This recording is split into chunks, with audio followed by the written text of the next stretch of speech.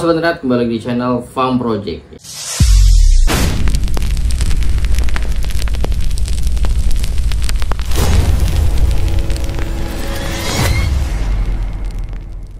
Welcome back, good night for everyone. Anjay, sosokan lo fam pakai bahasa Inggris. Kalau makan tiap hari tempe, singkong. Sosokan lo. Ya, jadi kembali guys, apa kabar dan semuanya ya? Semoga dalam perlindungan Tuhan. Pertama, bekerja hari Senin Anda macet-macet di jalan, lagi pusing, lagi penat, masalah kerjaan, Anda harus nonton Farm Project solusinya. Ya, nonton Abang Fan di sini. Nah, terus stay tune terus ya. Bukan stay tune ya. Kalau stay tune ada lagunya tuh, stay tune. Stay tune. Selen, cuek, malu. Aduh, stay tune terus. Malah kemana-mana gue. Stay tune terus di dalam Farm Project ya. Farm Project akan menghadirkan video-video terbaru, update terseru buat kalian semua YouTuber Nusantara, netizen Indonesia dan netizen luar negeri. Oke. Ya, gue mau bahas apa tuh? Bang, lu membahas itu bang, gua akan membahas tentang podcast ya, podcastnya Bang Agri Fanani dan Bang Boy ya, Bang Boy yang channel di Boy and Janet Official ya. Kalau belum subscribe guys ya. Kalau Bang Agri udah nggak usah lah, dia udah banyak. Udah banyak. Ya sudah perhatiin gua subscribe. Farm Project ya. Ini ada suatu podcast ya. Kalau kemarin sama Mr. Q ya, terus sama apa lagi Bang Agri itu ya, sama Mr. Q itu Pak Kodari, terus Bapak Silverstar ya, pengacara. Lalu ini ada dengan sama Mas Dian Sandi guys ya. Siapa tuh Bang? Siapa tuh Bang Fem Dian Sandi ya?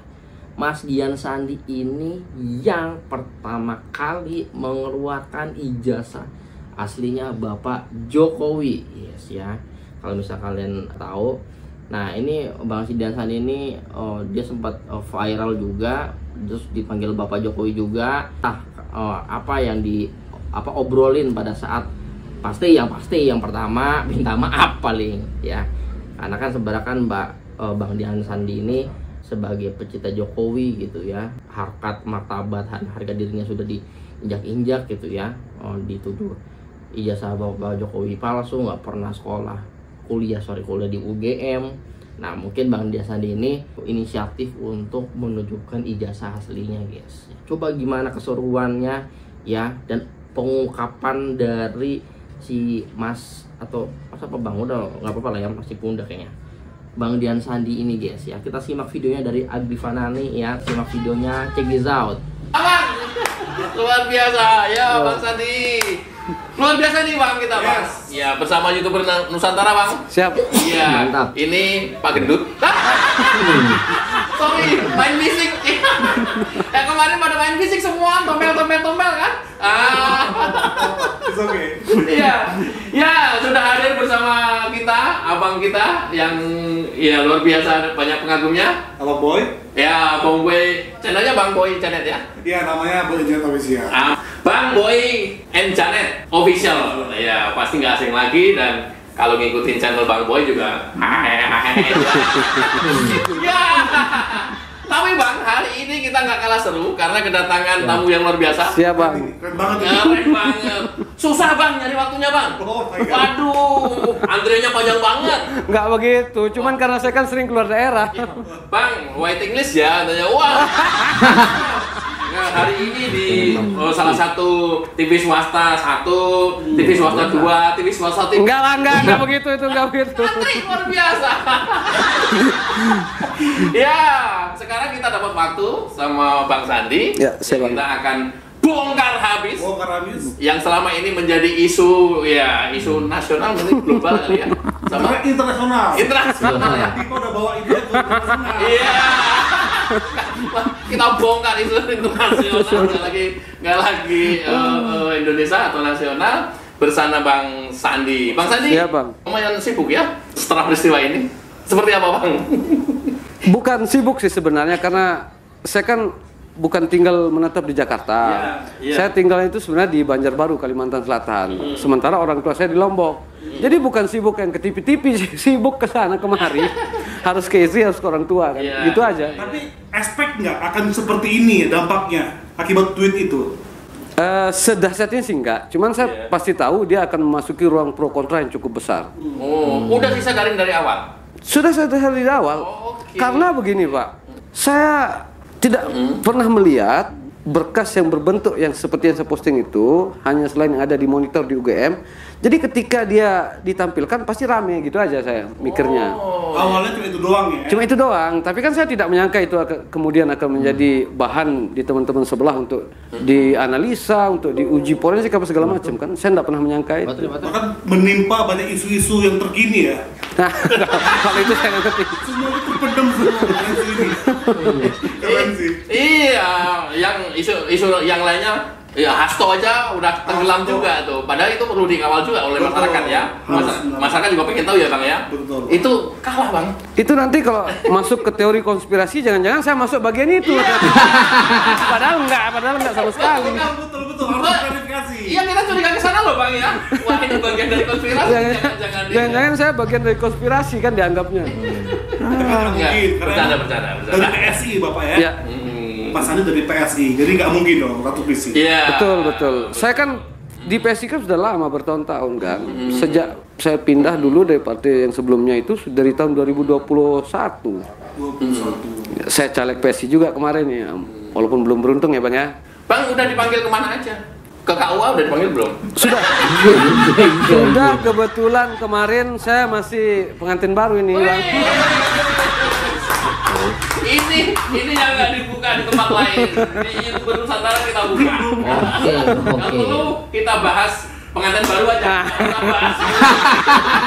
Pengantin baru. Penghasilan mungkin tahun berapa menikahnya mungkin?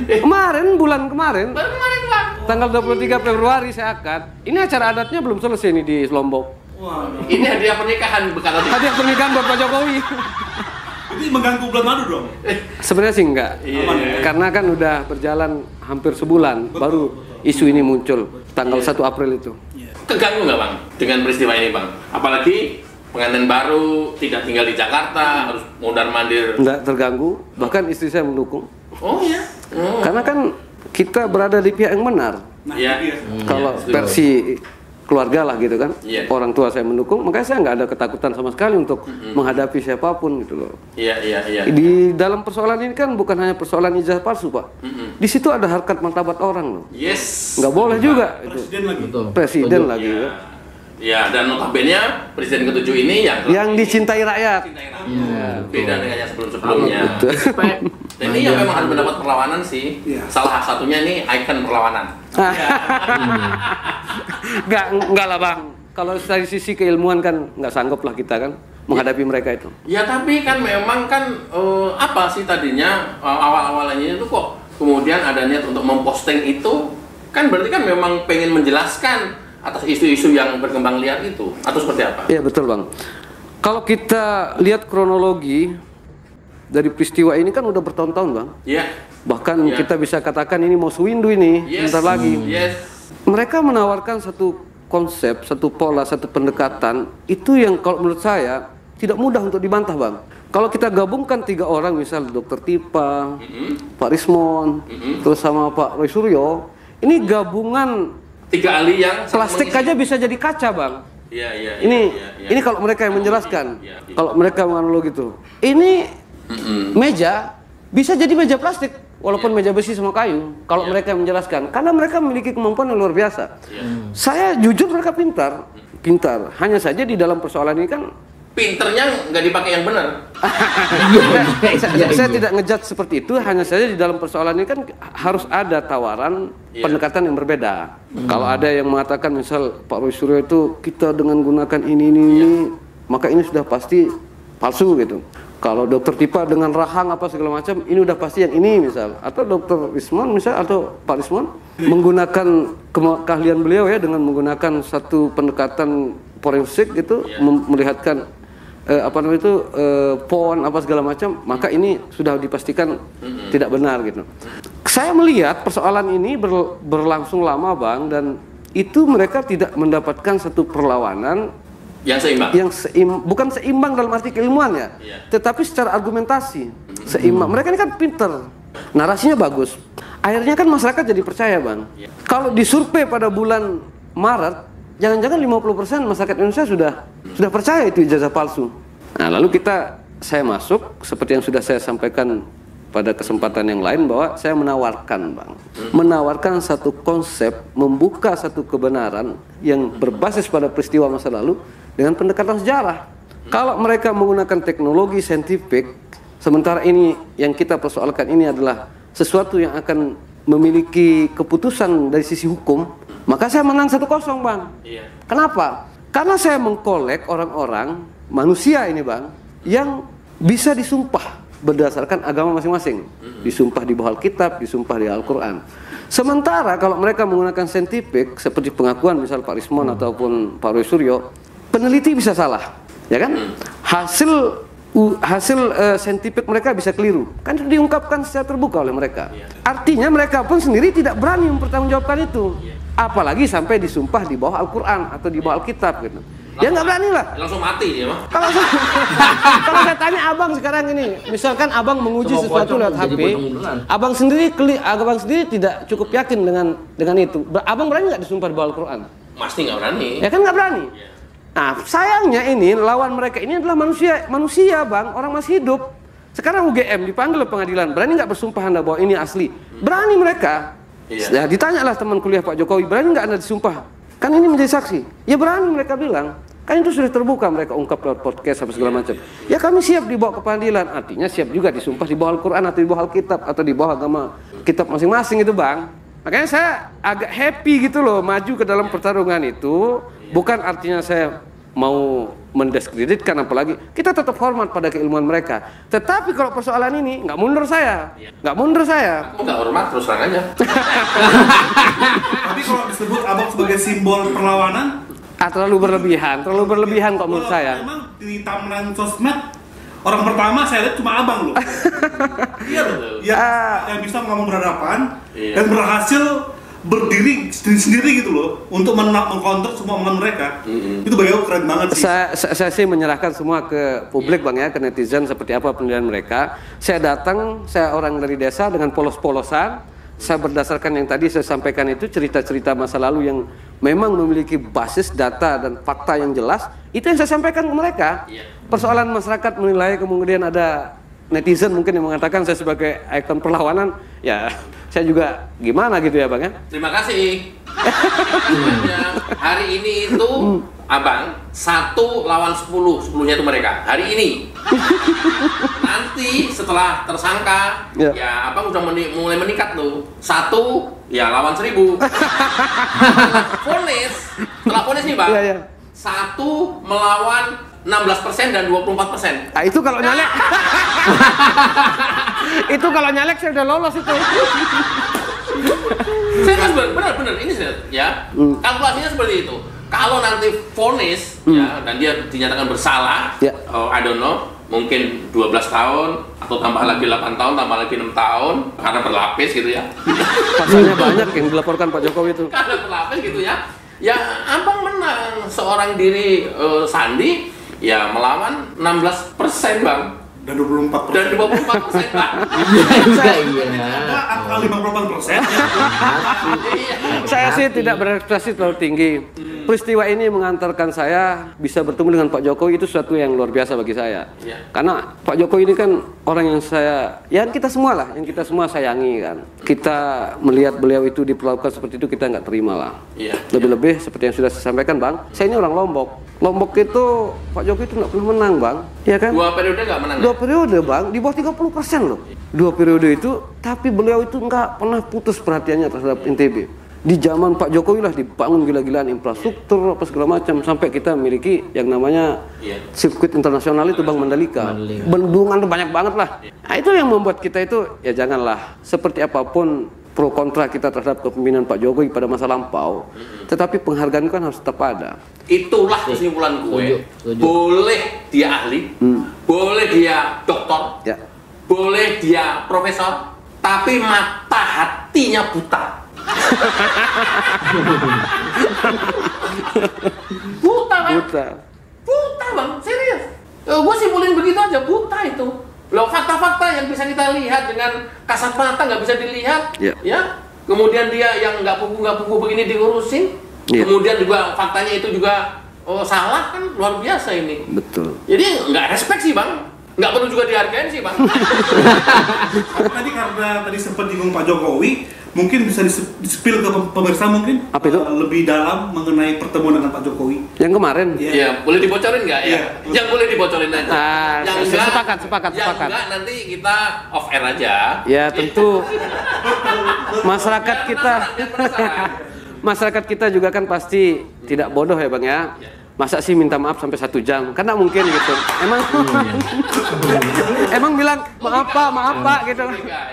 Memang maaf pak 1 jam kan nggak mungkin.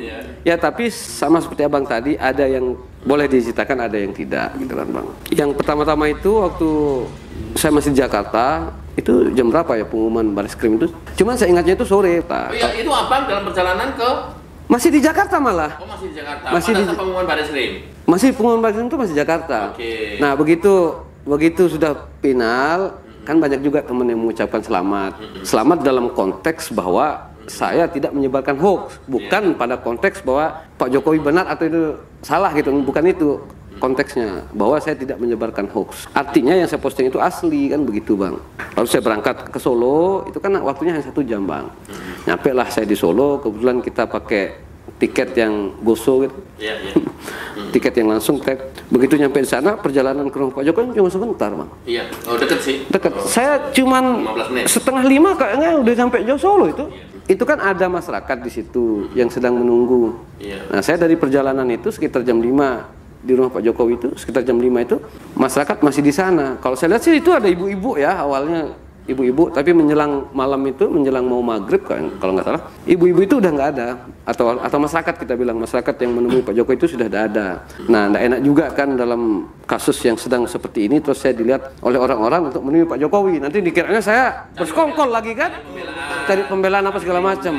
Tetapi waktu saya ke sana itu, kan saya di ruangan sebelah dulu bang, untuk antri kan, seberang itu. Tiba-tiba wartawan udah banyak di situ bang. Itu tiap hari. Saya bilang udah mau sembunyi-sembunyi, datangnya malam malah wartawan banyak. Entah dari mana informasi saya datang ke sana. Nah masuklah saya ke dalam. Pak Jokowi senyum kan, Pak Jokowi yang namanya kita datang baik-baik ya tentu dengan khasnya beliau menyambut tamu siapapun, jangankan. Saya Pak Jokowi ini. Ya guys, itu videonya ya. Ntar kita bahas di part 2 kan. Part ini sangatlah panjang ya. Nah intinya adalah yang dilakukan Mas Dian Sandi ini benar-benar mulia guys ya. Dia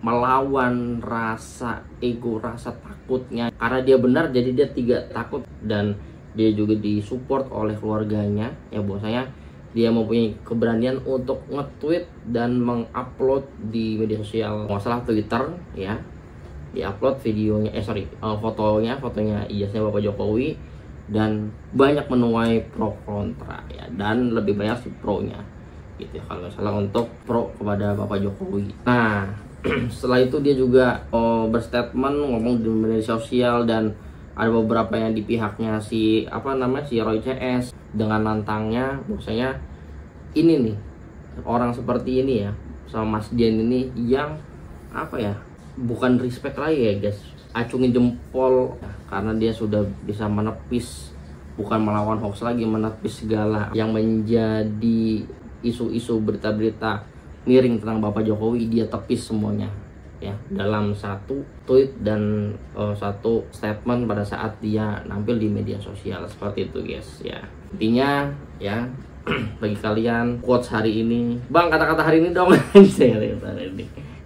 Janganlah Anda takut ya jika ya perilaku Anda, jika perkataan Anda, jika yang Anda lakukan itu benar, don't be afraid. Jangan. From Project Shining Out, Terima kasih sudah nonton, jangan lupa like and subscribe. See you di next on video. Bye bye.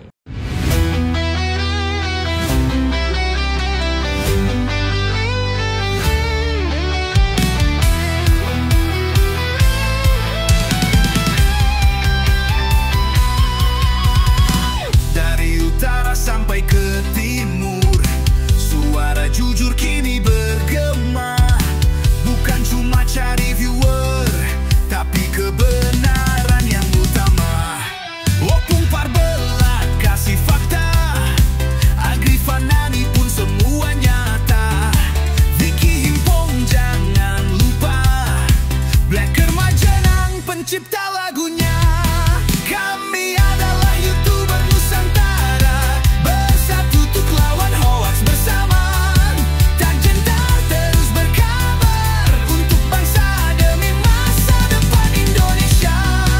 Banyuwangi Official ayo maju, AR Mahmud Ilmu, Farm Project Sirait Media, kebenaran selalu juaranya. Rainaldo Bastanto bicara tegas, Rainaldi SB tak pernah lepas. Wanto B kreatif penuh ide cerdas, Kandra update info paling jelas. Bukan sensasi, bukan tipu daya, kami berdiri untuk berita nyata. Rakyat butuh cahaya, dan kamilah yang pertama.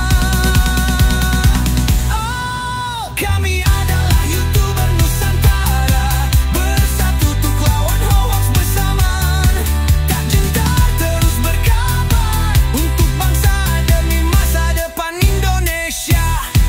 Bersama rakyat kita kuat, saring dulu sebelum sebar. Cinta damai benci hoax, kami YouTuber cinta Indonesia.